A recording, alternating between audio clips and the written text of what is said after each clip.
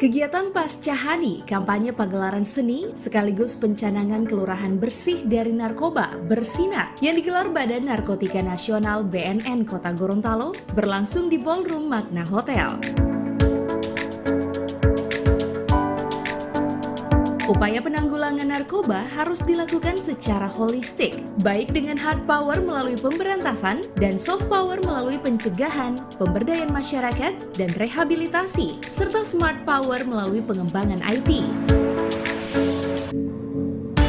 Dengan tagline baru di tahun 2021, yaitu Perang Melawan Narkoba, War on Drugs di era pandemi COVID-19 menuju Indonesia bersih narkoba, masih dalam bingkai human rights dan sesuai koridor penegakan hukum yang profesional dan proporsional.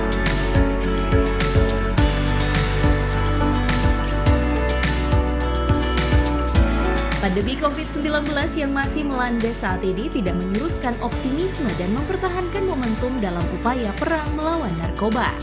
Kabupaten Provinsi Gorontalo yang dengan semangat tak henti-hentinya memerangi, mencari berbagai solusi inovasi bagaimana agar peredaran penyalahgunaan penggunaan narkoba ini bisa diatasi di Provinsi Gorontalo ini.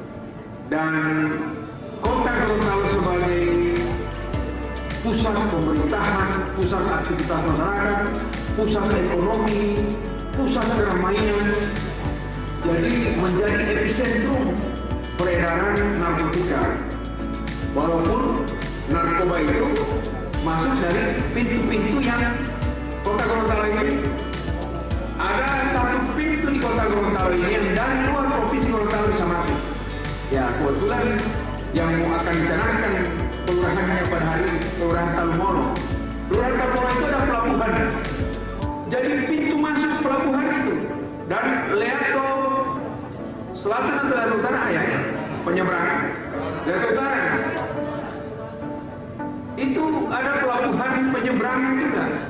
Jadi pintu masuk ke Kota Gorontalo itu ada dua itu. Kalau yang lain tertutup.